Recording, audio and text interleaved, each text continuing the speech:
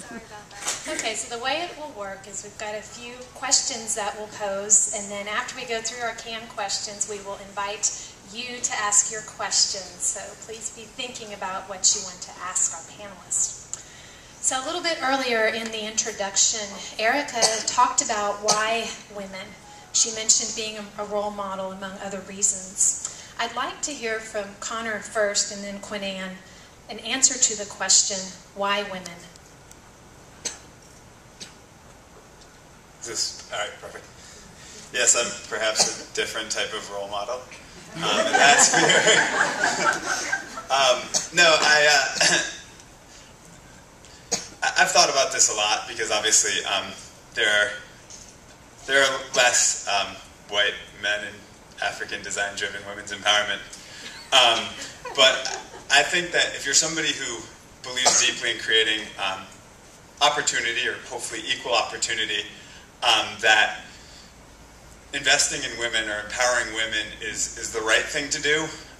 It's the most efficient investment you can make. It's smart business, and it keeps us safe. In terms of the right thing to do, I imagine many of you have read Half the Sky or something similar. You know, that clearly sort of sets out this moral imperative that we have to, you know, they liken it actually to, the authors liken it to slavery, but the moral imperative in the 21st century to remedy gender inequity worldwide. And I think that's, you know, it's very compelling if you look at some of the injustices visited upon women around the globe. I also believe that empowering women is the most efficient thing that you can do because of the multiplier effect that you have when you're investing in women. Women reinvest 90% of the earned income in their families. Men tend to have buckets for other things, tobacco, alcohol, worse things.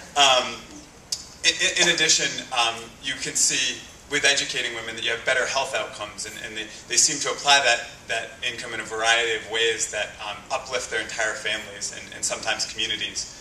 Third, smart business, if you look at what the consumer and labor demographics will look like in 20 years for something like the consumer goods industry, you're looking at needing lots of human capital and women to staff up corporations and companies worldwide, as well for someone like us, where we're predominantly making goods that are purchased by women, and where women are making the purchasing decision.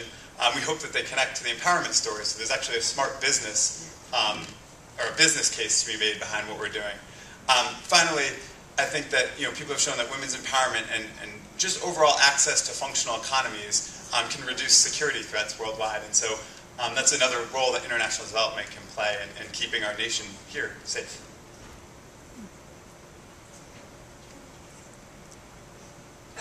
Just to add to that, in addition to the strategic rationale for focusing on women, there's also a very practical reason, at least why the community clocked it, and that was because women came to us with a skill set that could be marketed and needed our help and wanted to work alongside us. So it really was a very organic process that was a response to a community need and also a convergence of local factors.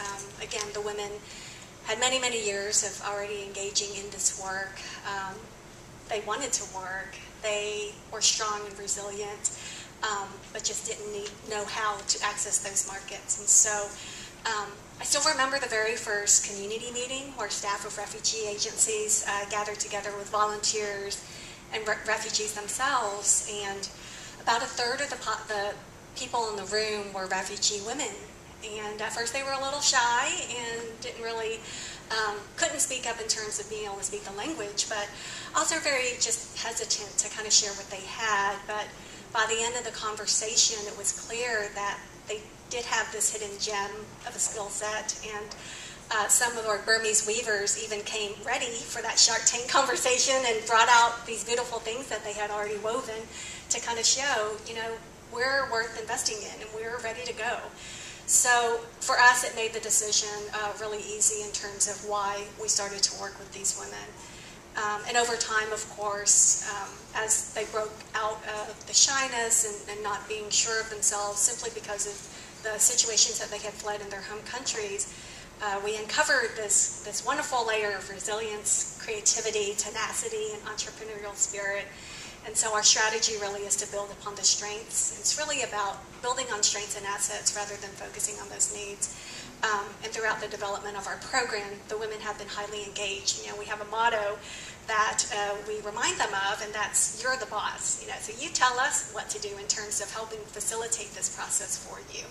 So it's been a great partnership with the women.